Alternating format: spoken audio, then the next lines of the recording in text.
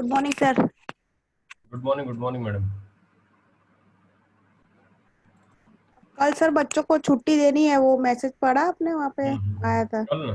हाँ, संडे को छुट्टी दे देंगे, हर संडे। हाँ।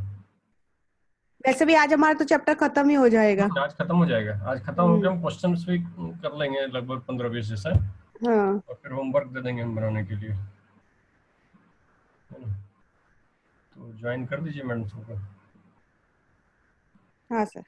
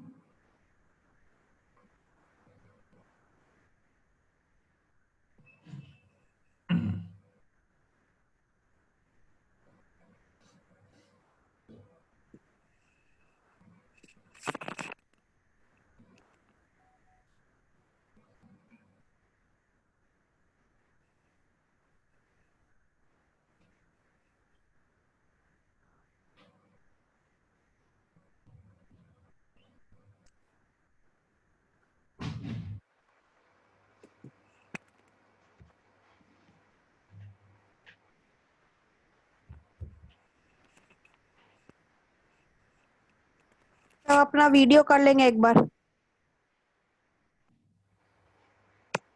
माइक म्यूट रखेंगे सब लोग और वीडियो ऑन कर लेंगे।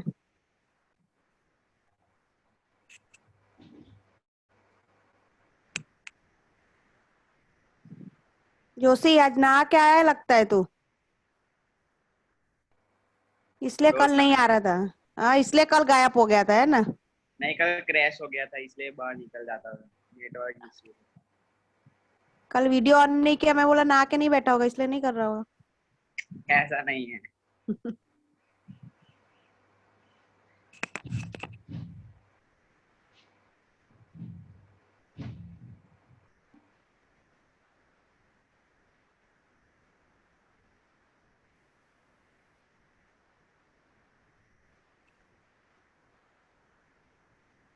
रुतवी का वीडियो ऑन नहीं है। Aastha, alpha,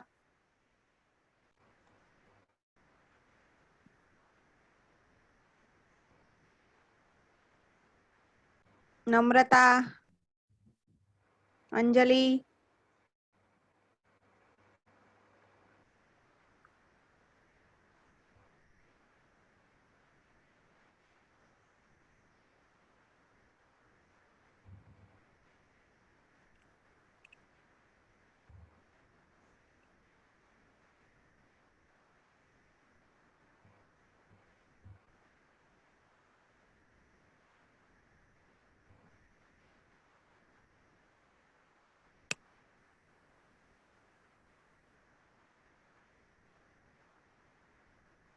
Disha, video on कर लो।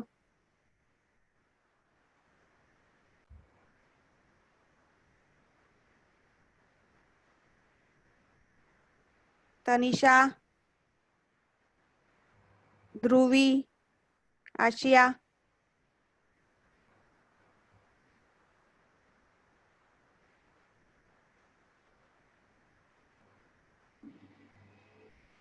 वीडियो ऑन करो।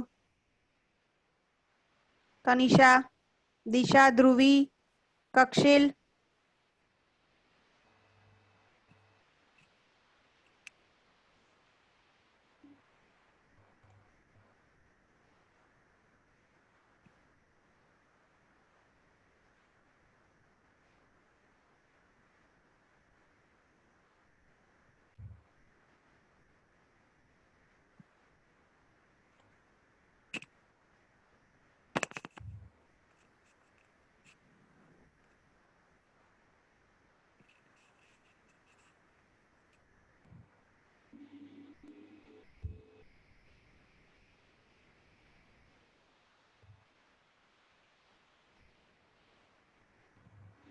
हो गया मैडम सबका?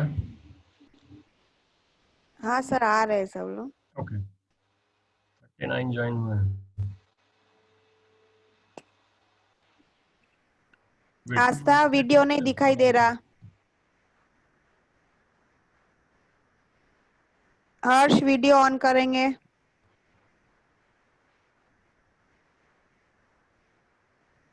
आस्था,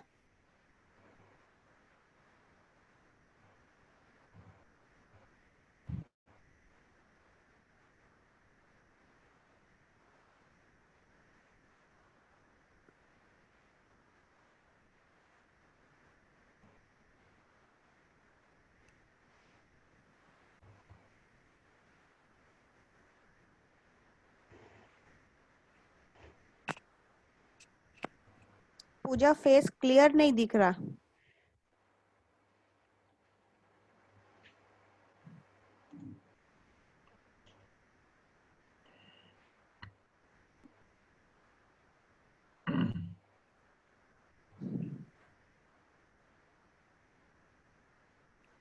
स्टार्ट कर देते सर हम। ओके, हाँ ओके ठीक है। तो चलिए, last day we discussed till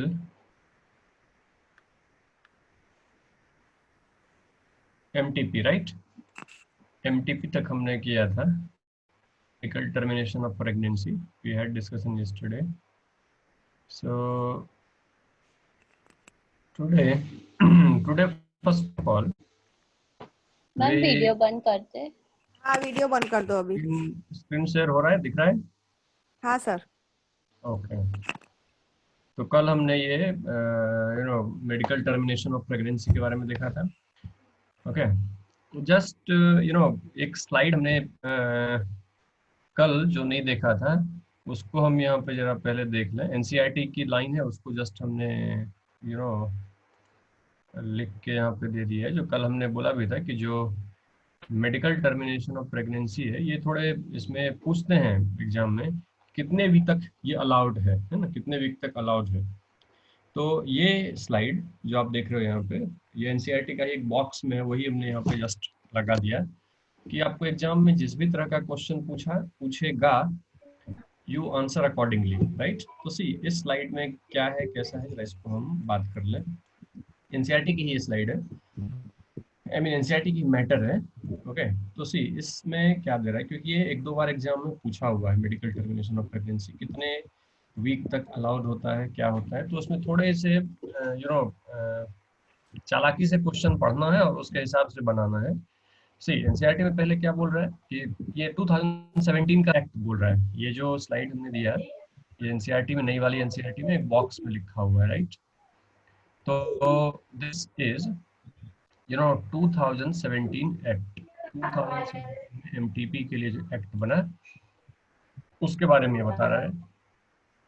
तो इसमें व्हाट दे आर सेइंग, और according to this act, the medical termination of pregnancy on certain considered ground, जो हमने कल बात करी कि बिना डॉक्टर के लिखे हुए तो हो नहीं सकता है, तो डॉक्टर भी लिख के देता है, तो यदि ग्राउंड सही है तो फर्स्ट 12 वीक तक, कितने, फर्स्ट 12 वीक तक जो प्रेगनेंसी है उसको आप टर्मिनेट कर सकते हैं, यदि डॉक्टर बोल रहा है तो।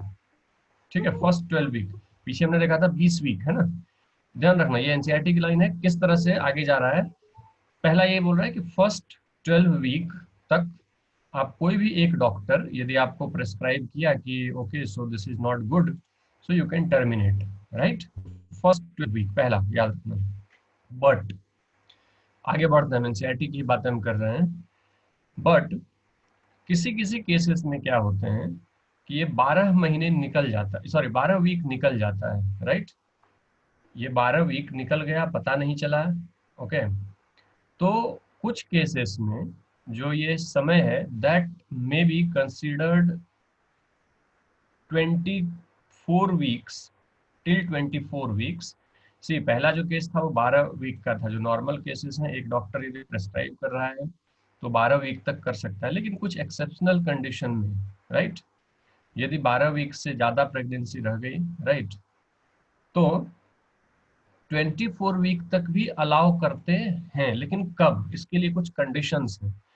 पहला कंडीशन क्या है कि एटलीस्ट 2 रजिस्टर्ड जो मेडिकल प्रैक्टिशनर्स हैं, डॉक्टर्स हैं, उसकी कंसेंट होनी चाहिए, मतलब उसके साइन सिक्के होने चाहिए, उसकी जो कंफर्मेशन है वो होना चाहिए कि yes it can be go for the this case can go for the MTP. तो ये कितना, ज्यादा से ज्यादा कितना, 24 वीक। कब? पहली चीज तो 2 डॉक्टर का उसमें होना चाहिए सहमति, राइट, ओपिनियन होना चाहिए, वो भी good faith, formed in the good faith, right.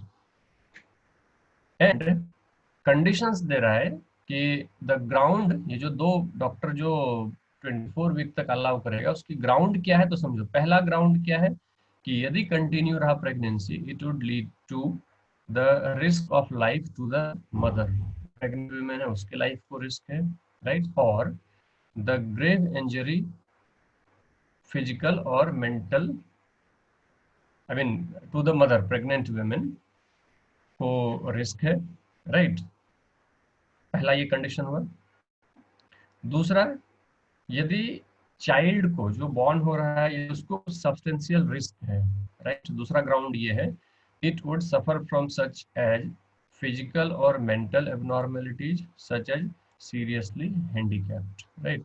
I mean 24 week तक एक्सटेंड कब होगा? आई मीन मैं क्या बोल रहा हूँ, क्वेश्चन को बहुत सावधानी से पढ़ना है कि क्वेश्चन क्या पूछ रहा है और अकॉर्डिंगली आंसर करना है। जो नॉर्मल एक डॉक्टर के प्रिस्क्रिप्शन से हो सकता है, मतलब हम यूं कहें कि छूट छाट यदि नहीं लें तो बिना छूट छाट के 12 वीक है, राइट। ओनली 12 वीक तक आप एमटीपी करवा सकते हैं, लेकिन डॉक्टर की तो इसमें भी कंसेंट चाहिए ही। लेकिन कुछ केसेस में ये जो 12 वीक है ये 24 वीक तक हो सकता है, लेकिन इसमें रिस्क भी बढ़ते जाता है मदर के ऊपर, हाँ?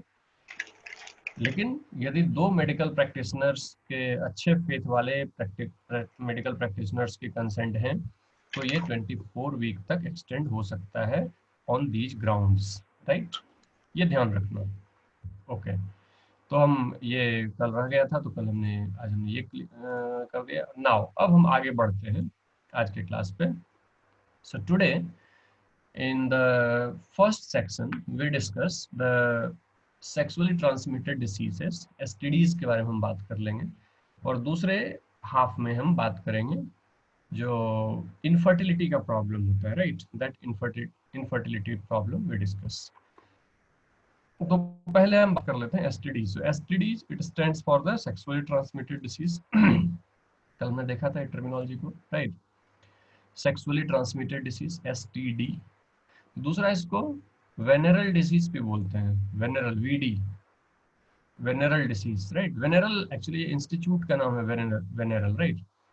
एक इंस्टीट्यूट है US में, दैट इज द VDRL, ऐसा करके नाम है इंस्टीट्यूट का, राइट। पूछा हुआ एम्स में पर क्वेश्चन कि वेनेरल क्यों नाम पड़ा है इसका, तो इंस्टीट्यूट का नाम है VDRL, right, venereal disease research laboratory, ऐसा करके नाम है, राइट, US में।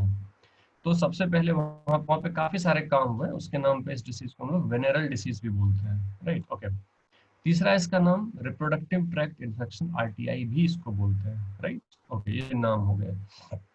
सो many STDs are there, so many VDs are there, काफी सारे डिसीज हैं। कुछ के यहाँ पे नाम दिया हुआ है NCERT में, जस्ट हम उसको पढ़ लें, लास्ट में फिर हम एक टेबल के थ्रू देखेंगे किससे ये डिसीज होता है। Gonorrhoea, syphilis, genital herpes, chlamydiasis, genital warts, trichomoniasis, hepatitis B, इतने नाम दिए हुए हैं। Apart from that a very very dangerous sexually transmitted disease, that is the HIV mediated AIDS, नाम सबने सुना ही होगा। So these are the different sexually transmitted diseases, alright. Okay, जिसमें से HIV बहुत बहुत डेंजरस है, मोस्ट डेंजरस हम बोल सकते हैं। इसमें से जितने भी डिसीज के आप नाम देख रहे हो, almost all of them are curable, almost, right, except few. जैसे हम एक्सेप्ट कौन कौन से जो इलाज नहीं हो सकती है अभी, एटलीस्ट अभी साइंस वहाँ तक नहीं पहुँची है, तो हेपेटाइटिस बी यदि हो गया, राइट। दूसरा जेनाइटल हर्पिस यदि हुआ, वायरल डिसीज है, राइट, इसकी भी इलाज नहीं हो सकती है। HIV, इसकी भी इलाज नहीं हो सकती है। इसके अलावा जितने भी STDs हैं उसके इलाज संभव है। तो अब है कि ये होता कैसे भी, पहले हम बात करें कि ये होता कहाँ से है। तो होने के काफी सारे कारण हैं, राइट, जिसमें से यदि नीडल्स जो इंजेक्शन देते हैं, राइट, उसका यदि आप शेयरिंग करते हो, डॉक्टर नॉर्मली वो डिस्पोजेबल करते हैं। यदि हम पहले की बात करें, आज से 15-20 साल पहले, तो डिस्पोजेबल बहुत उतना कल्चर में नहीं था, तो ये डिसीज काफ़ी फैलते थे। दूसरा सर्जिकल इंस्ट्रूमेंट्स, जैसे डॉक्टर ने आपका सर्जरी किया और उसको फिर दूसरे की सर्जरी करी, तो वो चांसेस है कि वो जेनेटिक डिसीज फिर रिप्रोडक्टिव डिसीज वो दूसरे में ट्रांसफर हो, राइट। तो इसके लिए उसको स्टेरलाइज करते हैं सर्जिकल इंस्ट्रूमेंट्स को, राइट। ब्लड ट्रांसफ्यूजन से, एक पर्सन से दूसरे पर्सन पे ब्लड जा रहा है तो उससे होता है, राइट। इन्फेक्टेड मदर से फीटस में, वहाँ से भी होता है, राइट। तो these are the different causes of the hepatitis B as well as the HIV, right। and और काफी सारे डिसीजेस ऐसे हैं जो यहाँ पे अनसेफ सेक्सुअल इंटरकोर्स से हो सकता है। Okay, so these are the different diseases associated with the sexually transmitted STDs, right। क्या क्या होते हैं इसमें, जरा इसकी हम बात करें। तो अर्ली सिम्टम्स की यदि बात करें तो ये बहुत माइनर होते हैं। जो भी STDs होते हैं, सिम्टम्स बहुत प्रोमिनेंट नहीं दिखते हैं, इसलिए बहुत बार क्या होता है कि हम उसके लिए बहुत ज़्यादा सीरियस नहीं होते हैं कि अरे कुछ नहीं अपने आप ठीक हो जाएगा, राइट। क्या होता है, जैसे इसमें itching, right, fluid discharge from the reproductive tract, slight pain, swelling, ये सब होता है जो हम इग्नोर कर देते हैं बहुत बार in the genital region, right. ये सभी चीज़ें होते हैं जो हम इग्नोर कर देते हैं, उसका हम बहुत ज़्यादा केयर नहीं करते हैं। तो लॉन्ग टर्म में ये बहुत प्रॉब्लम करता है एक्चुअली, राइट, क्योंकि many person and particularly the females, right, they are having STDs but they are और they looks like a normal person. वो एसिम्प्टोमेटिक दिखते हैं, वो कोई सिम्टम नहीं दिखता है उसमें, बट डिसीज होती है, राइट। और वो डिसीज लंबे समय के बाद फिर से एक्टिव होता है, लंबे समय तक वो डिटेक्ट नहीं हो पाता है और अपने आप में वो फिर से it will come out with the strong pace, right। so ये सभी सिम्टम अर्ली स्टेजेस में आते नहीं हैं, राइट। पहला एक प्रॉब्लम ये है, सी STDs के साथ प्रॉब्लम क्या क्या है कि क्यों डिटेक्शन या इलाज आदमी नहीं कराता है। पहला हुआ एसिम्प्टोमेटिक होते हैं, ये नॉर्मली ये सिम्टम आते भी हैं तो बहुत ज़्यादा सीरियस सिम्टम नहीं आते हैं, ओके, ठीक है। दूसरा कारण क्या है, सोशल स्टिग्मा, राइट। ये दो रीजन ऐसे हैं जो सेक्सुअली ट्रांसमिटेड डिसीज को ज़्यादा फैलने में मदद करते हैं एक्चुअली। एसिम्प्टोमेटिक मतलब हमको डिसीज नहीं है ऐसा सब बोलेगा, लेकिन है उसको डिसीज, बहुत माइनर सिम्टम्स हैं जो कि बोल रहा है इग्नोर कर दे रहा है, तो वो इलाज कराने क्यों नहीं जाएगा डॉक्टर के पास, एसिम्प्टोमेटिक है, ओके। दूसरा कि यदि हम किसी को बोलें कि I am suffering from some sexually transmitted disease, तो सोशल स्टिग्मा की तरह ये होता है, हमारे सोसाइटी में, जो कि नहीं होना चाहिए, राइट, कि नहीं दूसरा क्या सोचेगा सामने वाला, तो वो नहीं होना चाहिए। सो दीज टू रीजन्स, जो दोनों के दोनों रीजन है, ये सेक्सुअली ट्रांसमिटेड डिसीज को फैलने में काफी मदद करता है एक्चुअली, जो नहीं होना चाहिए, ओके। नाउ इसके कॉम्प्लिकेशन, जैसा हमने बोला कि शुरुआती दिनों में कुछ नहीं दिखेगा, बट लॉन्ग टर्म में ये बहुत ज़्यादा प्रॉब्लमेटिक होते हैं, बहुत कॉम्प्लिकेशंस करते हैं, राइट। जैसे क्या क्या कॉम्प्लिकेशन होते हैं, तो pelvic inflammatory diseases, right, PIDs को बोलते हैं, राइट। इन्फ्लामेशन होता है पेल्विक रीजन में, बहुत खतरनाक है।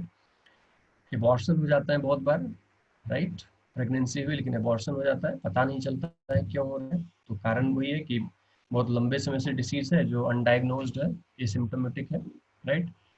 स्टिल बर्थ, बहुत बार ऐसे होता है कि मरे हुए बच्चे पैदा होते हैं, स्टिल बर्थ होता है, राइट। ये भी कारण यही है लॉन्ग टर्म में, शुरुआत से कुछ डिसीज रही होगी जिसका इलाज नहीं करवा। एक्टोपिक प्रेगनेंसी जो हमने बात करी थी, यूटेरस में जाके इम्प्लांट हो जाएगा, और apart from the uterus fallopian tube में जाके हो जाएगा इम्प्लांट, और we can say the apart from the uterus, right. Apart from that infertility का प्रॉब्लम आ जाता है बहुत बार कि कपल जो है इनफर्टाइल हो जाते हैं लॉन्ग टर्म डिसीज होने की वजह से, और बहुत सारे कंडीशंस में सीवियर कैंसर तक हो जाती है यदि आप सही तरीके से इलाज नहीं करवाए, दैट में lead to cancer, right. So see purpose क्या है ये चैप्टर आपके बुक में देने का कि वी शुड अवेयर, क्योंकि ये जो एज है, जो आपकी एज है, एटलीस्ट ये बोल सकते हैं कि जो हम 15 साल से 20 साल 22 साल तक बात करें, ये एक ऐसा समय है जिसमें हमको ये समझना चाहिए चीज़ों को, राइट, इसके बाद में क्या क्या इफेक्ट हो सकते हैं, सो दैट वी अवेयर, और नॉट ओनली फॉर आवरसेल्फ, हमको आसपास वाले को भी अवेयर करनी चाहिए। ओके, सो अब नेक्स्ट हम चलते हैं। तो STDs are the major threat the healthy society, right. तो इसमें हम करेंगे क्या, करना क्या चाहिए हमें? तो प्रिवेंशन पहली चीज, सबसे पहला है प्रिवेंशन, कि यदि हम सेक्सुअली ट्रांसमिटेड डिसीज नहीं चाहते हैं तो प्रिवेंशन प्रिवेंट करना होगा शुरुआत में ही, right. Safe intercourse, safe sexual partners ऐसे हमको होने चाहिए, बाद में हम देखेंगे आगे है ये। देन पहली चीज, दूसरा जो है वो अर्ली डिटेक्शन होना चाहिए इसका, यदि कोई भी सिम्टम दिख रहा है, कोई भी प्रॉब्लम दिख रहा है तो you go to the doctor, right. तो अर्ली डिटेक्शन इसका होना चाहिए। And cure of the diseases, और उसका हमको क्योर करना चाहिए। ये तीन चीजें बहुत इंपॉर्टेंट है जो एक हेल्दी रिप्रोडक्टिव सोसाइटी बना सकता है, और यही आरसीएच जो हमने पढ़ा है ना, रिप्रोडक्टिव हेल्थ में जो आरसीएच की हमने बात करी, आरसीएच का ये गोल भी है, राइट। ये तीन चीजों को हमको ध्यान में रखना चाहिए। ओके, नाउ ये जो बातें हमने करी, जो अभी हमने जस्ट बातें करी कि जो ये सभी सेक्सुअली ट्रांसमिटेड डिसीजेस एसटीडीज होते हैं, ये सबसे ज्यादा जो वल्नरेबल एज होता है, राइट, जो सबसे ज्यादा वल्नरेबल एज होता है वो होता है 15 से 24 साल की एज, राइट। 15 टू, तुम भी इसी एज ग्रुप में आते हो तुम सभी, है ना।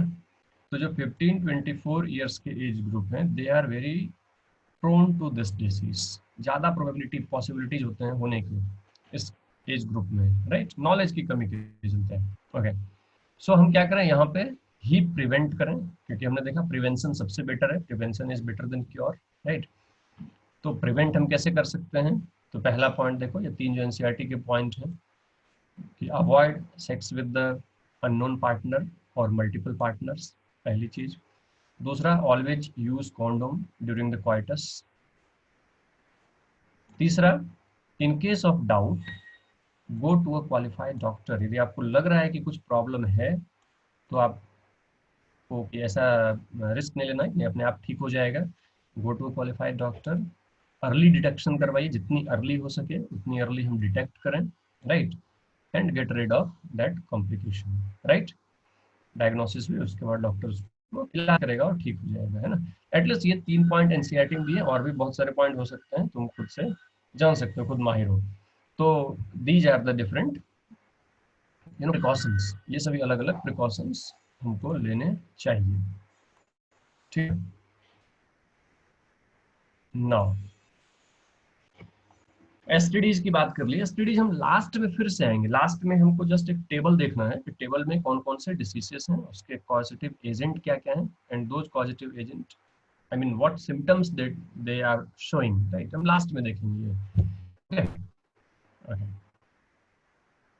नेक्स्ट जो हमारे में टॉपिक है that is the infertility, right. Infertility की हम बात करें तो इनफर्टिलिटी हम किसे बोलेंगे, पहले इसको हम यदि एक डिफाइन करना चाहें तो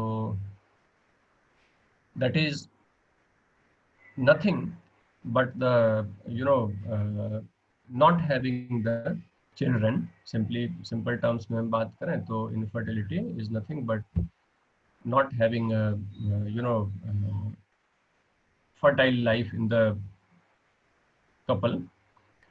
and in India की हम बात करें तो large number of couples all over the world, India, right, they suffer from the infertility, right। और अभी के सिनेरियो में आप बात करो तो और भी ज़्यादा होता है, आज के डेट में इनफर्टिलिटी क्लिनिक्स कितने सारे खुल गए हैं, तुम देखते होगे पहले पूरे स्टेट में एक हुआ करता था, या बहुत सारे स्टेट में नहीं हुआ करता था, दिल्ली में होता था केवल। अभी देखो आईवीएफ का सेंटर जगह जगह पे खुल गया है, किराने दुकान की तरह खुल गया है ना। तो प्रॉब्लम क्या है कि हमारे जो लाइफ स्टाइल है वो काफी चेंज हम धीरे धीरे कर देते हैं, राइट, जाने अनजाने में, जो फाइनली हमें प्रॉब्लम होती है, राइट।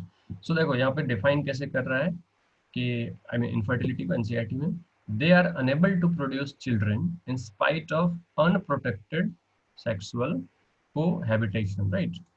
When sexual intercourse के बाद भी क्या हो रहा है, they are not able to produce the children, right? In spite of unprotected, कोई प्रोटेक्शन नहीं ले रहा है, right? Sexual cohabitation में है, फिर भी चिल्ड्रन नहीं हो रहा है, that means this is called infertility।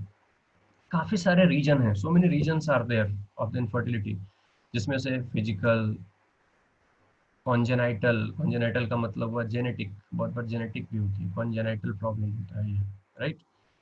बहुत बार डिसीज होते हैं, कुछ इसके लिए नहीं होता है, बहुत बार कुछ ऐसे ड्रग्स रिस्पॉन्सिबल होते हैं इसके लिए, राइट। बहुत बार इम्यूनोलॉजिकल कारण होते हैं, इम्यून सिस्टम क्या करता है कि हमारे फीमेल के अंदर स्पर्म को या फिर फीटस को इम्प्लांट नहीं होने देता है, मार देता है, वो फॉरेन समझता है, राइट। इसके लिए तुम यदि देखोगे तो शुरुआत में जो होता है मॉर्निंग सिकनेस होती है फीमेल में, राइट। वो कारण क्या है, हर लगभग 2-3 महीने तक कि हमारा इम्यून सिस्टम उसको रिजेक्ट करता है, बोलता है ये कौन आ गया हमारे बॉडी के अंदर, राइट।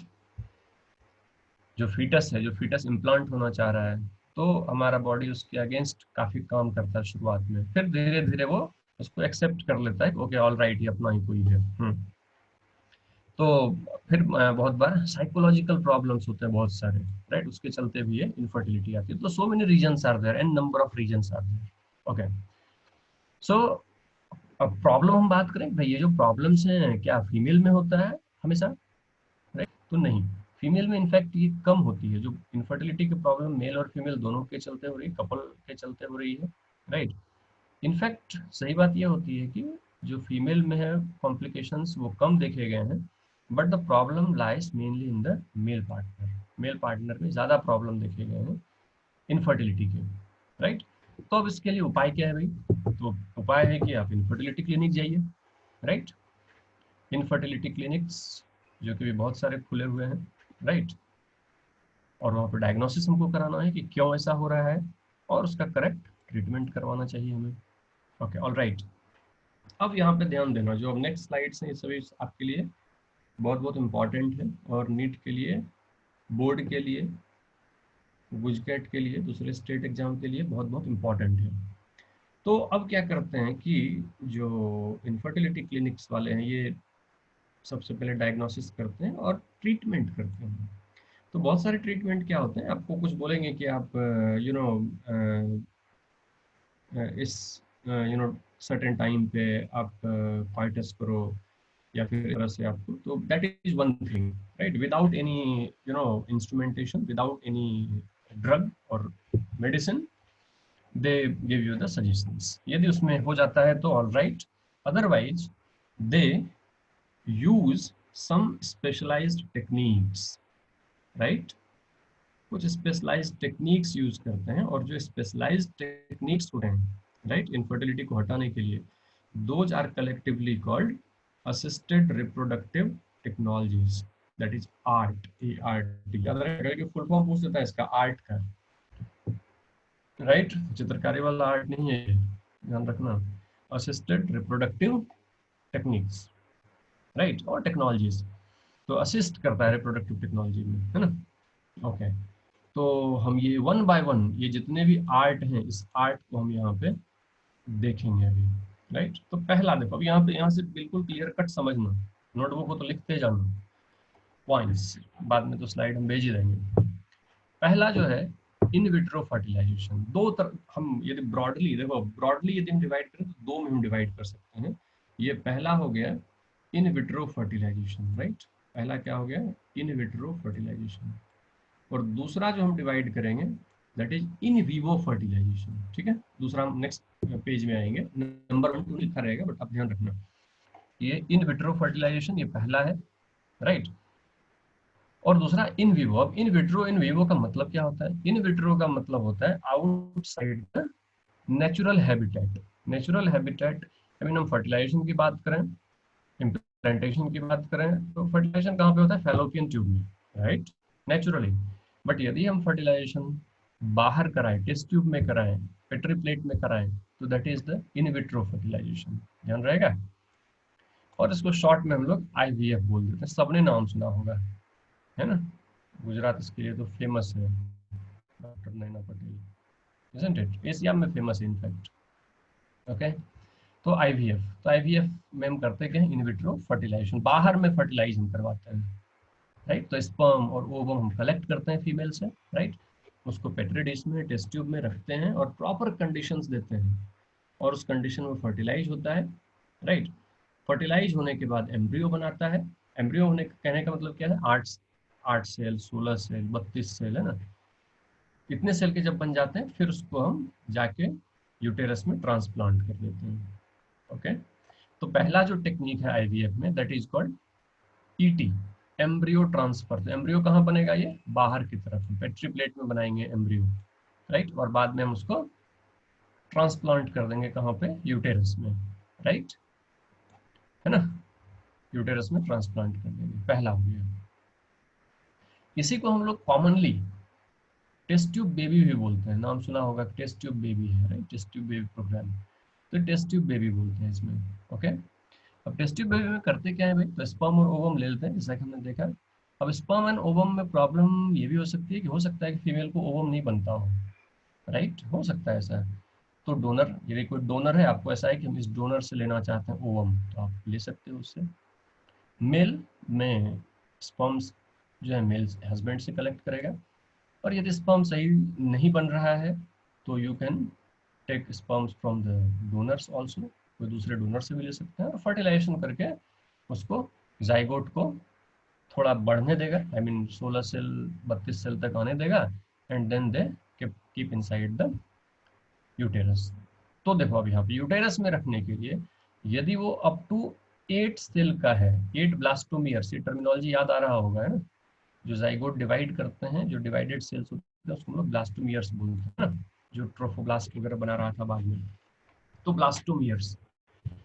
तो ये ब्लास्टोमियर्स जो है, हम ब्लास्टोमियर्स की बात करें तो ब्लास्टोमियर्स यदि 8 सेल के हैं, कितने? 8 सेल के यदि ब्लास्टोमियर हैं, then it is transferred to the fallopian tube. इसको हम कहाँ ट्रांसफर कर देंगे? फैलोपियन ट्यूब में। क्यों? क्योंकि फैलोपियन ट्यूब से फिर अभी वो मूव करना शुरू करेगा, और 32 सेल स्टेज में आके वो ट्रांसप्लांट होगा। तो सिंपली हम 8 सेल का यदि हमारा ब्लास्टोमियर है, तो उसको हम लोग फैलोपियन ट्यूब में यदि जाके डिलीवर कर दें, राइट, फैलोपियन ट्यूब में जाके छोड़ दें, किसको? जो यहाँ पे 8 सेल्डेड एम्ब्रियो है, राइट, उसको मोरोला बोलेंगे हम लोग, है ना, मोरोला हमने पहले बात करे थे। तो इस टेक्निक को हम लोग बोलते हैं जिफ्ट, ZIFT, जिफ्ट, लकी ले जो, नोट कर लेना, gift, zygote intra fallopian tube transfer, है ना, zygote intra fallopian tube transfer, gift full form इसका हो गया, आई मीन शॉर्ट फॉर्म हो गया, zygote intra fallopian transfer. But दूसरा कंडीशन है कि यदि ये 8 सेल से ज्यादा हो गया है ना, बहुत सी, अब ये जिफ्ट करेगा कि कोई दूसरा तरीका अपनाएगा, it depends upon the complication, कि कॉम्प्लिकेशन क्या है, डॉक्टर उसको पहले डायग्नोज करेगा। यदि इम्प्लांटेशन में कोई प्रॉब्लम नहीं हो रही है, केवल फर्टिलाइजेशन में कोई प्रॉब्लम हो रहा था, ऐसा डायग्नोसिस हुआ, तो जिफ्ट कर देगा डॉक्टर। ओके, बट ऐसा पता चल रहा है कि अरे नहीं, ये तो फर्टिलाइजेशन में तो प्रॉब्लम है ही, राइट, इसके बाद ये आई मीन फैलोपियन ट्यूब से यूटेरस तक मूव नहीं हो पाता है। सपोज फैटी डिपोजिशन हो गया है यूटेरस में, फैट का डिपोजिशन हो गया है, राइट, तो उस केस में क्या करेगा डॉक्टर? जिफ्ट करने का कोई वो ये नहीं लेगा, right, GIFT is not the correct technique over there, तो वो IUT कर देगा, है ना, मतलब सीधा उसको क्या करेगा? इंट्रा यूटेराइन ट्रांसफर कर देगा, यूटेरस में ही जाके 8 सेल मतलब 16-32 सेल के स्टेज में यूटेरस में जाके रख देगा। तो उस कंडीशन में IUT कर देगा डॉक्टर, है ना, IUT is the best choice. तो दो हमने देखा यहाँ पे, एक जिफ्ट देखा और ये IUT देखा। सी इन सब में फर्टिलाइजेशन बाहर करा रहा है, इसलिए इसको इन विट्रो फर्टिलाइजेशन हम बोल रहे हैं, ध्यान रखना, राइट। ओके, दूसरा अब आता है इन विवो फर्टिलाइजेशन पे, कि बहुत बार क्या होता है कि स्पर्म कम बनता है, मोटाइल नहीं बनता है, राइट, या दूसरे रिलेटेड प्रॉब्लम्स है, ओवम कम बनता है या नहीं बनता है, right, but everything is all right, apart from that everything is all right, right, उस कंडीशन में हम इन विवो फर्टिलाइजेशन को प्रेफरेंस देते हैं। अब इन विवो फर्टिलाइजेशन में क्या करते हैं भाई, राइट, तो इन विवो फर्टिलाइजेशन में जो अलग अलग टेक्निक्स हैं वो कुछ इस तरह से। पहला, ये इन विवो की हम बात कर रहे हैं, राइट, तो इन विवो में पहला है गिफ्ट। क्या है? गिफ्ट। वहां था जिफ्ट, और जाइगोट को ट्रांसफर कर रहे थे। तो यहाँ पे हम क्या करते हैं, यदि किसी मेल या फीमेल में गैमिट सही तरीके से नहीं बन रहा है तो हम क्या करेंगे, गैमिट इंट्रा यूटेराइन और इंट्रा फैलोपियन ट्यूब ट्रांसफर कर देंगे। Gamete intra fallopian tube transfer कर देंगे। गैमिट को लेंगे और फीमेल के अंदर, आई मीन मेल को लेंगे और फीमेल के अंदर एक स्पेसिफिक इंस्ट्रूमेंट होते हैं इसके लिए, राइट, हमारे को उतना डिटेल नहीं पढ़ना है, राइट, वो स्पर्म को लेके and through the vagina it will deliver into the fallopian tube, right, ऐसा इंस्ट्रूमेंट होता है। सो this is called, this technique is called gift, okay. और यदि वहाँ पे गैमेट चला गया, गैमेट ट्रांसफर हो गया, तो फर्टिलाइजेशन वहाँ पे हो जाएगा, यदि फीमेल में ओवम बन रहे हैं सही तरीके से। दूसरा जो तरीका है इन विवो में, that is intracytoplasmic sperm injection, ICSI, ध्यान रखो, नोट करते हैं ना, बहुत सारा नाम आएगा ऐसा भी।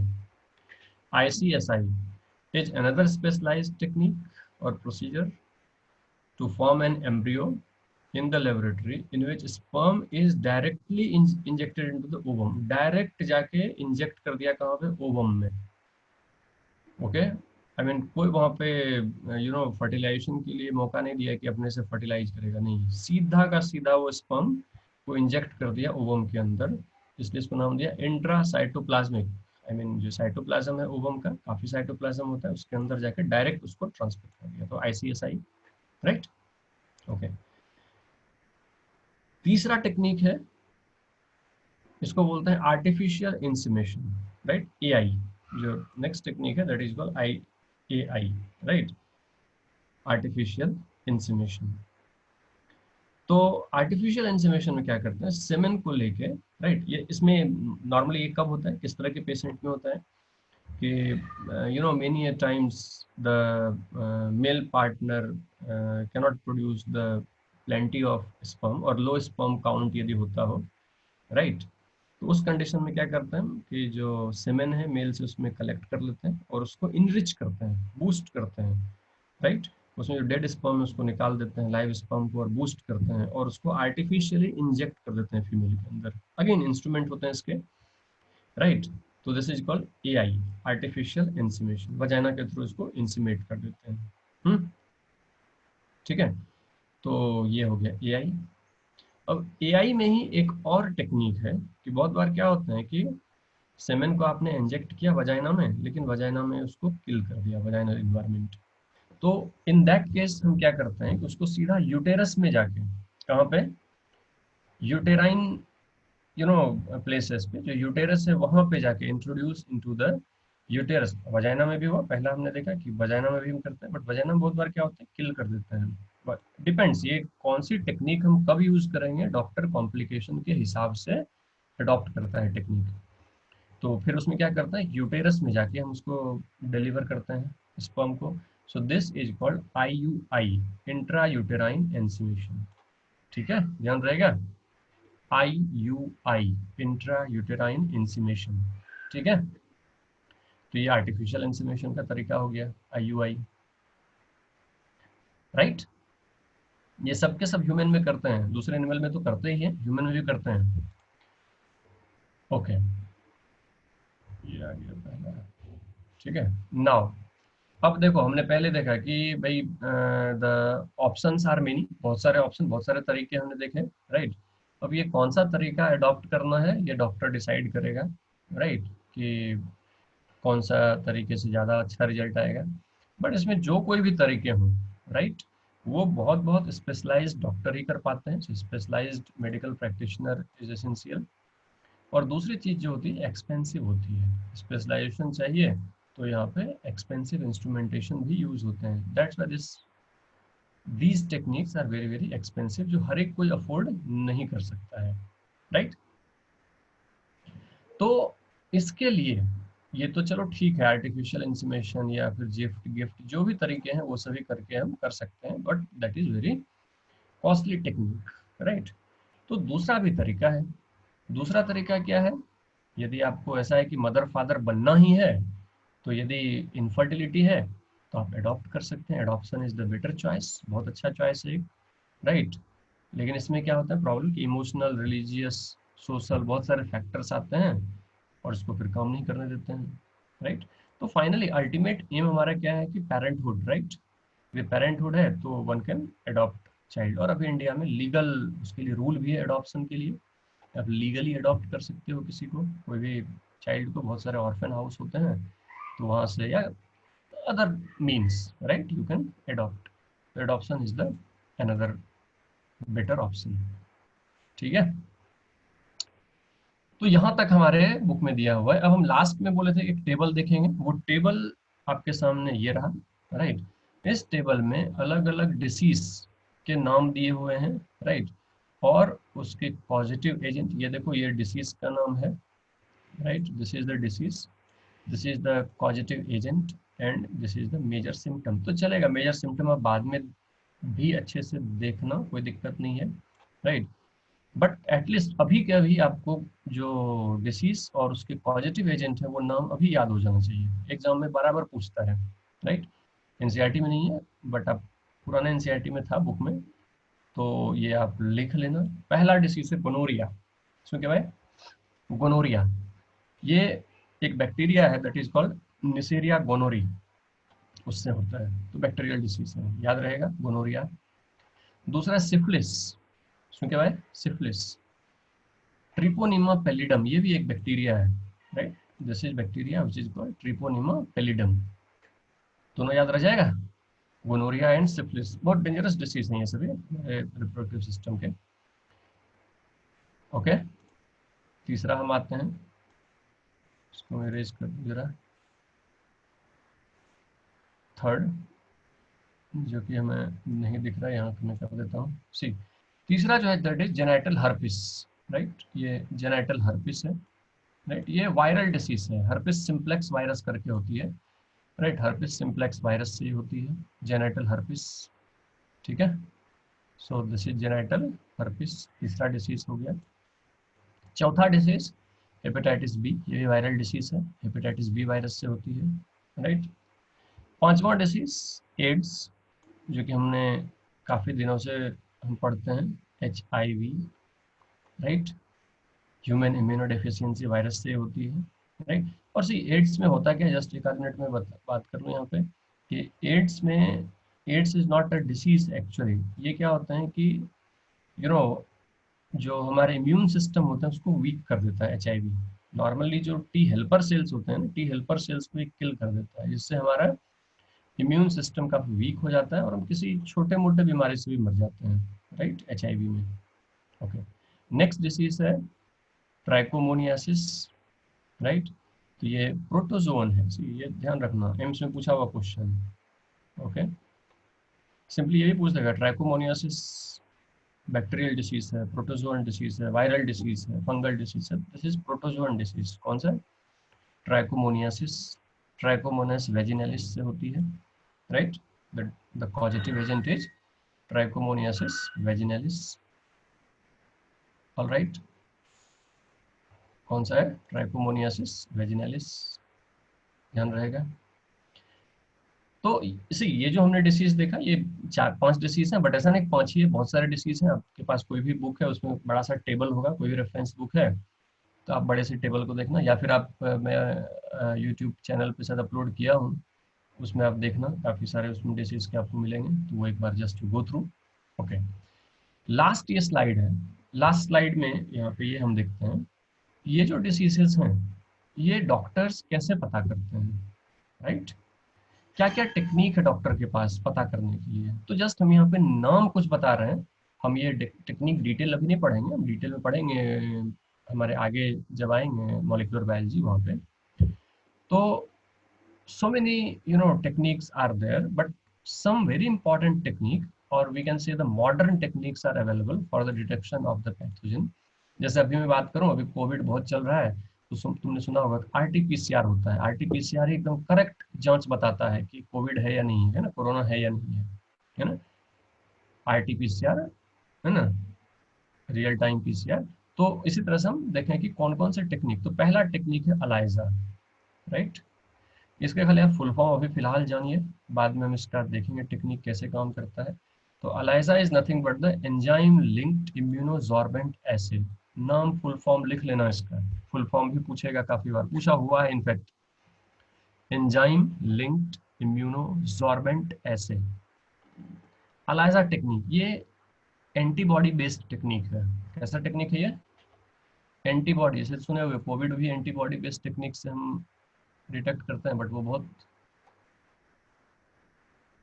ज़्यादा रिलायबल नहीं है ना, सुने होगे तुम टीवी में, न्यूज़ में।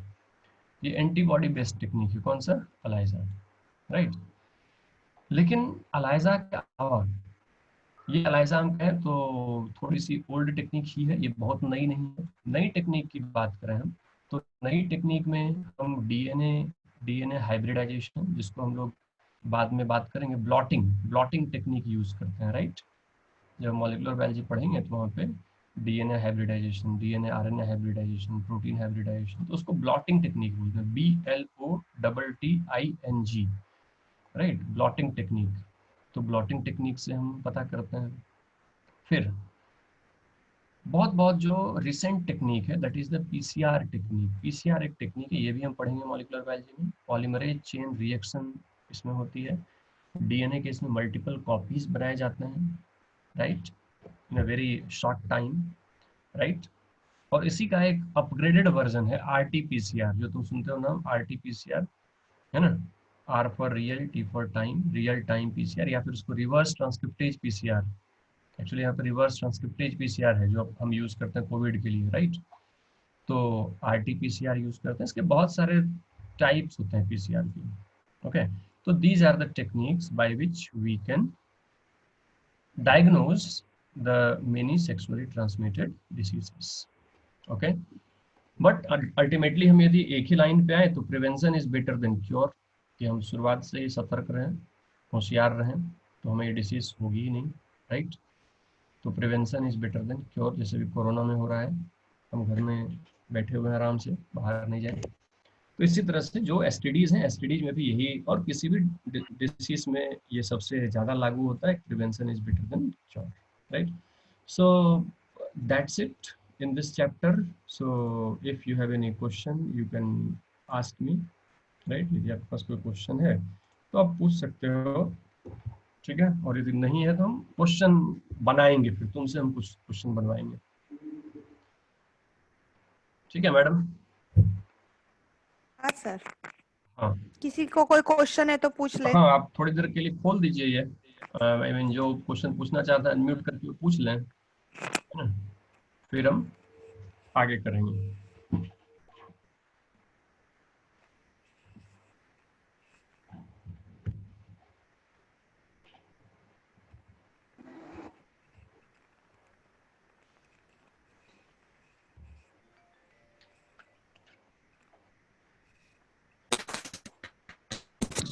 Hello sir. Hmm, hello sir, Harsh बोल रहा बोलो हूँ। बोलो हर्ष। हाँ सर, वो अरे सर, वो अभी आपने वो डिजीज बताया ना सर, उसमें एक था वो यूरिन वाला था। जब यूरिनेशन होता है तो पेन होता है, तो सर उसमें एक सिम्टम बता रहे थे, पेनलेस रस। मतलब उसका मतलब क्या हुआ सर, पेनलेस रस का मतलब? पेनलेस रस, RUSH। पेनलेस रस, हाँ अच्छा ओके, मतलब रैशेस हो जाएंगे, आई मीन पेनलेस मतलब पेन पेन नहीं होगा। सिफिलिस में, सिफिलिस की तुम बात कर रहे हो, है ना? हाँ हाँ, हाँ हाँ हाँ। रैशेस रैशेस हो जाएंगे, है ना, जेनिटल ऑर्गन पे रैशेस हो जाते हैं। और वो बिना पेन के होता है, ये है। हम्म,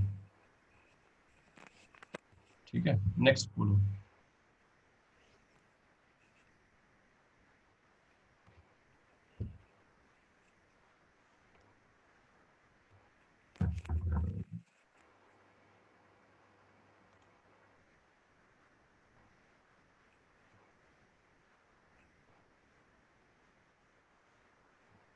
हम्म, है भैया और किसी के पास तो बोलो क्वेश्चंस।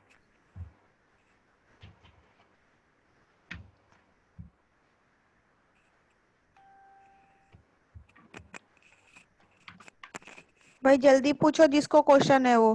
क्योंकि हमको अभी क्वेश्चन बनाने भी हैं। चलो किसी के पास नहीं है मुझे ऐसा लग रहा है ना?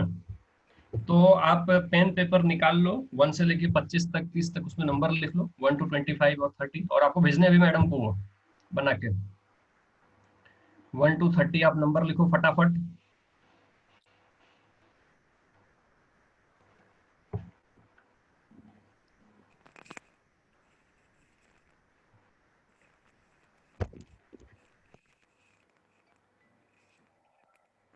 लिखा? 1 से 30 तक लिख लिए?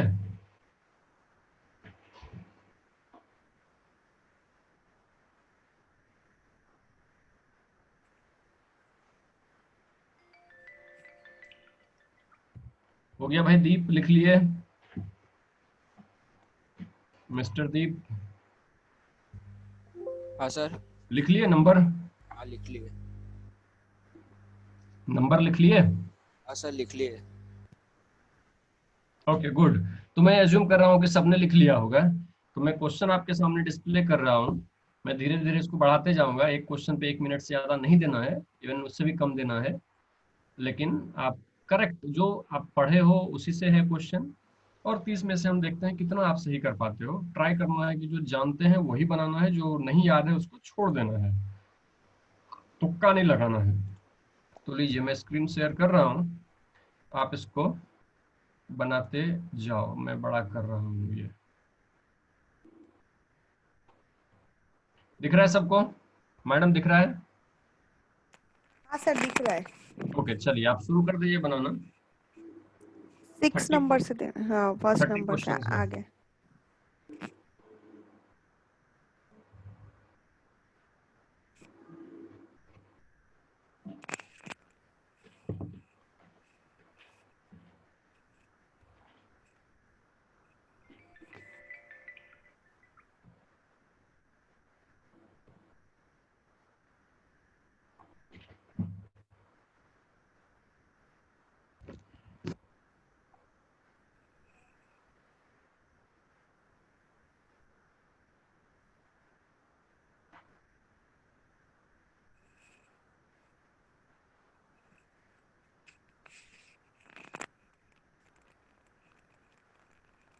अपने से बनाना है, बिना किसी बुक के हेल्प के।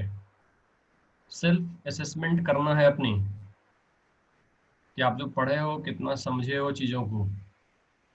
Without any help you try to solve these questions.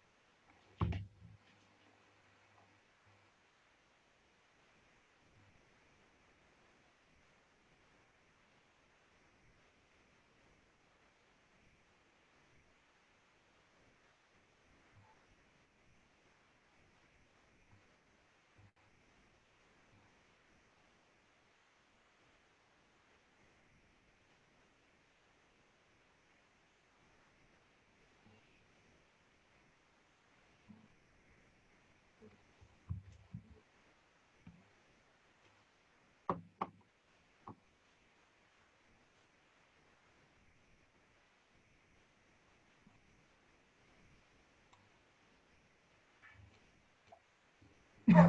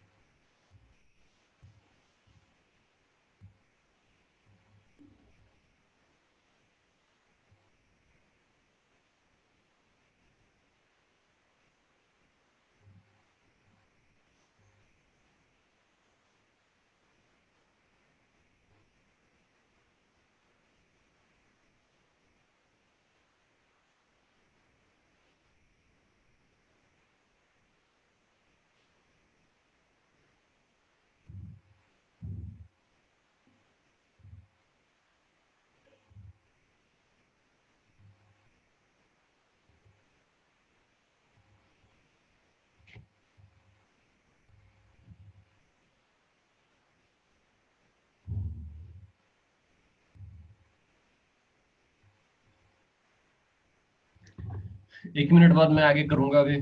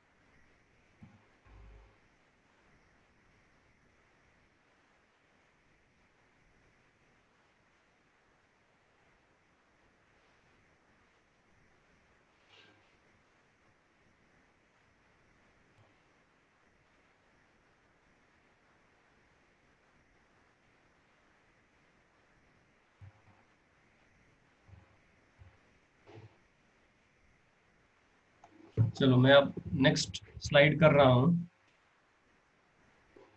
बना लिया ना?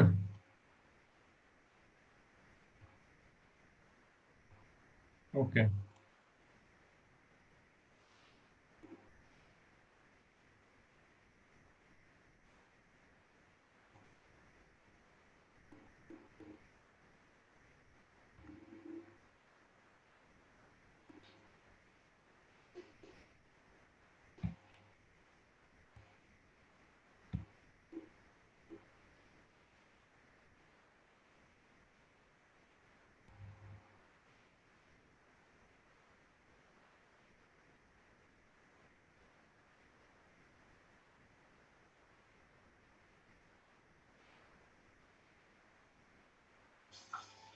हम धोखे में थे क्या?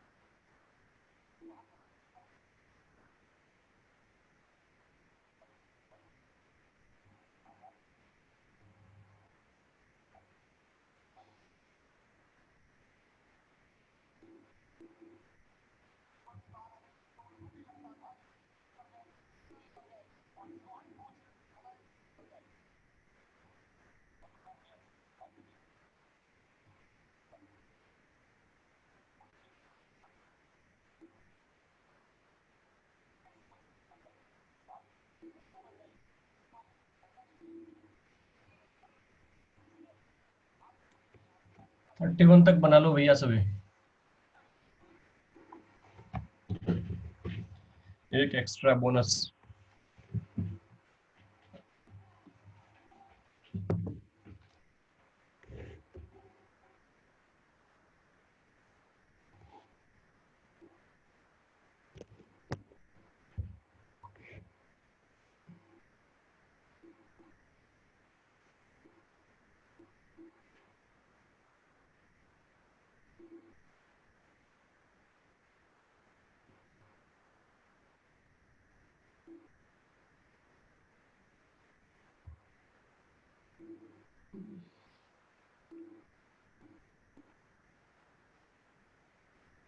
बना लिए?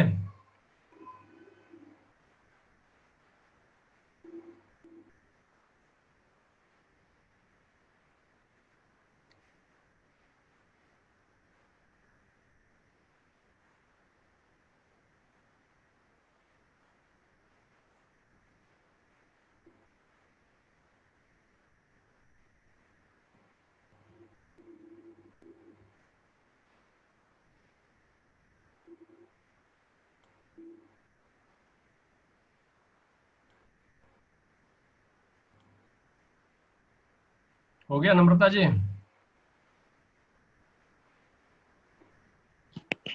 सर लास्ट 2 बाकी है। ओके, हाँ बनाइए बनाइए, मैं 2 मिनट और दे रहा हूँ समय।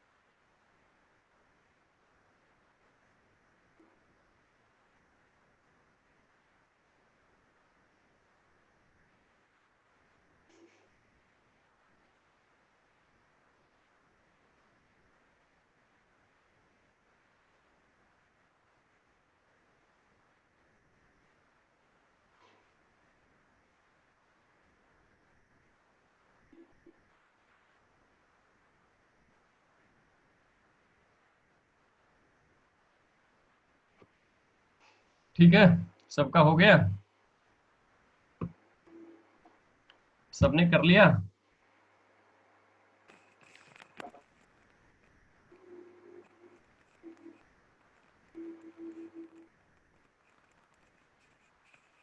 गुरु भाई, स्वामी जी हो गया? Yes sir. हो गया, ओके। तो चलो, लगभग सबका हो गया होगा होपफुली। तो मैं अभी आंसर आपके सामने डिस्प्ले कर रहा हूँ, और ऑनेस्टली उसको आप चेक करना। ऑनेस्टली मैं पूछने वाला नहीं हूँ कि किसका कितना सही हुआ गलत हुआ, बट कितना सही हुआ कितना गलत हुआ ये ऑनेस्टली आप चेक करना। मैं आपके सामने आंसर डिस्प्ले कर रहा हूँ। लीजिए, आप आंसर चेक कर लीजिए पहले।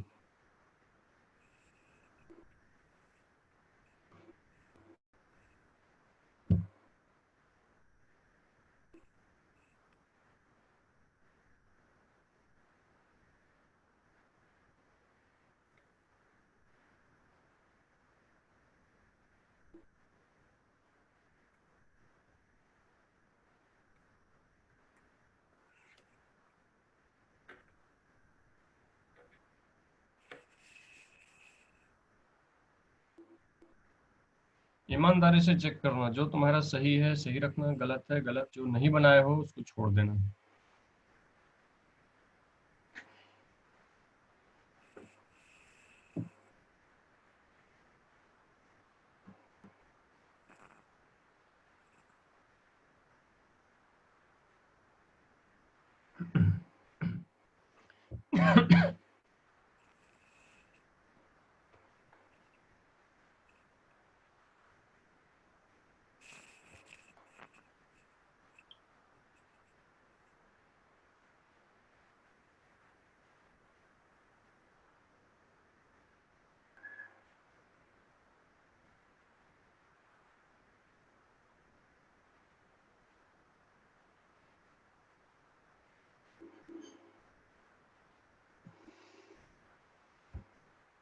हो गया?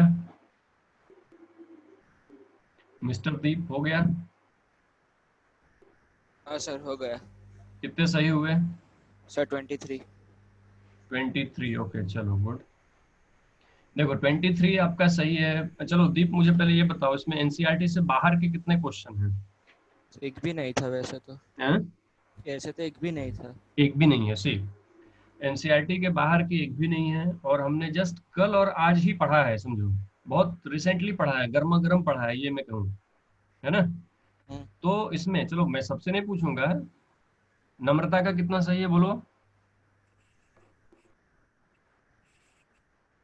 हेलो। हाँ बोलिए नम्रता। हाँ सर, सर मेरे 22 सही है। 22। Okay good. अच्छा है चलो, लेकिन देखो अभी जैसे हमने तुरंत पढ़ा तो 31 में से कम मेरे हिसाब से 28 सही होने चाहिए थे, 28 सबके सही होने चाहिए थे, राइट? हाँ। बट ठीक है कोई बात नहीं, हम एक ही बार में ऐसा नहीं कि पारंगत बन जाएंगे, कालिदास बन जाएंगे। तो जिसके भी 26-27 से कम सही हैं, राइट, अभी के अभी आप बैठ के, उठना मत, और बैठ के आप एनसीईआरटी ये पूरी चैप्टर कंप्लीट करके उठो, राइट? और जिसका इससे भी कम हो, 20 से भी कम हो, वो एनसीईआरटी कम से कम 2 बार समझ के पढ़ो, राइट? आज मैं यूट्यूब चैनल पे इस चैप्टर का एक शॉर्ट वीडियो भी ये कर दूंगा, लेक्चर 10-15 मिनट में मैं ट्राई करूंगा खत्म हो जाए, वो भी आप देखना बाद में। लेकिन पहले आप एनसीईआरटी अच्छे से फिर से एक बार पढ़ो, सारे क्वेश्चन एनसीईआरटी से हैं, देखो फिर भी गलत हो रहा है, इसमें कोई हाईफाई नहीं पढ़ना है, कुछ नहीं पढ़ना है, फिर भी गलत हो रहा है ना? तो सबके सब पहले ये काम करिए कि अभी के अभी बैठ के एनसीईआरटी एक बार खत्म करो, ठीक है? दैट्स इट, मेरे तरफ से हो गया। अब कविता मैडम, हाँ सर। अब इनको जो भी इंस्ट्रक्शन देना है आप दे दीजिए, और फिर मैं ये क्वेश्चन भी सबके सब भेज दूंगा ग्रुप पे। आप एनसीईआरटी पढ़ने के बाद ही इन क्वेश्चन को बनाना, और बनाते समय कोई हेल्प नहीं लेना है, उसके पहले जितने बार आपको पढ़ना है पढ़ लो, जो वीडियो देखना है देख लो। ओके चलिए। हाँ तो सर आज भेज दे रहे सारे क्वेश्चन, वो आप लोग कर लीजिएगा पूरा सॉल्व अपने हिसाब से, और सर ने आंसर भी भेज दिया है, फिर टैली कर लेना। कोई भी डाउट हो तो हम मंडे को डिस्कस कर लेंगे लास्ट 15 मिनट्स में, क्योंकि कल आपको पता चल गया होगा फिजिक्स के लेक्चर में। एंड एक्सरसाइज दोनों जो है 3 और 4 की वो कर देनी है आपको। जो भी टॉपिक लिख लिया है उसके सिवा के जो भी बहुत सारे क्वेश्चन है और भी, तो ये 3 और 4 चैप्टर दोनों आज हमारे खत्म हो गए। ये दोनों एकदम अच्छे से देख लो। कल छुट्टी दी है इसका मतलब ये नहीं कि पूरा दिन आराम करेंगे, एक बार अच्छे से देख लो तो ये 2 चैप्टर फिर देखने को बाकी ना रहे, क्योंकि हम मंडे से फर्स्ट चैप्टर स्टार्ट करेंगे ना सर। हाँ मंडे से हम फर्स्ट चैप्टर स्टार्ट कर देंगे। पहला चैप्टर पे आ जाएंगे, है ना? हाँ हाँ तो मंडे मंडे से को हम लोग फर्स्ट चैप्टर कर लेंगे, फर्स्ट सेकंड दोनों खत्म करके फर्स्ट एक सेकंड कर यूनिट लेंगे। खत्म करके फिर बाद में दूसरे यूनिट पे जाएंगे। हाँ दूसरे ठीक नहीं। है, तो तब तक आप लोग ये 2 चैप्टर लेकिन एकदम क्लियर हो जाना चाहिए। ऐसा नहीं कि हम तो चैप्टर कराते जाएंगे, आप लोगों को फिर पीछे क्लियर नहीं होगा, वो चलेगा नहीं। सो ये ध्यान रखना, कल छुट्टी है ये, और जो आपको होमवर्क दिया मैंने ग्रुप में भी भेज दिया है, तो वो भी आप लोग देख लीजिएगा। और ये सारे क्वेश्चन, फिर भी ये दोनों में से चैप्टर में से कोई भी डाउट हो तो मंडे को हम लोग आखिरी के 10-15 मिनट्स में डिस्कस कर लेंगे। Yes certainly. Okay sir. ठीक है ओके। हाँ बस सर इतने ठीक है थे। चलिए, और भी कुछ डाउट हो तो आप मंडे को लिख के रखना, लिखो डाउट को, हाँ अदरवाइज फिर वो नहीं होगा, याद नहीं आएगा उस समय कि क्या डाउट था कैसे क्या था, है ना? एनसीईआरटी में कोई लाइन ही डाउट हो तो उस डाउट को लिख के रखोगे, ये डाउट है सर से पूछना है, डिस्कस करना है, और आप पूछिए उसको। आप ऐसा नहीं कि रखना है कि ऑनलाइन क्लासेस में क्या पूछेंगे सर, मिलेंगे तब पूछेंगे, ऐसा नहीं है, राइट? काफी अच्छा ये मीडियम हमको लग रहा है पढ़ाई करने का, तो आप इस पे you try to speak the things. तो अभी मैडम ये पूछ रहा हूँ कि आज के वीडियो में कोई बफरिंग या आवाज का कटना ये सब था? नहीं सर, नहीं नहीं आज में तो बिल्कुल भी नहीं था, कुछ भी नहीं कटा बीच में ओके से चलिए भी। बहुत अच्छा है, अब इंटरनेट ठीक हो गया मेरा, ऐसा लग रहा है। हाँ। ठीक है तो चलिए फिर हम मिलते हैं मंडे को same time okay sir, Monday same को place. Same time. Okay okay ठीक है सर, चलिए, हाँ थैंक यू, बाय चलिए बाय। बाय।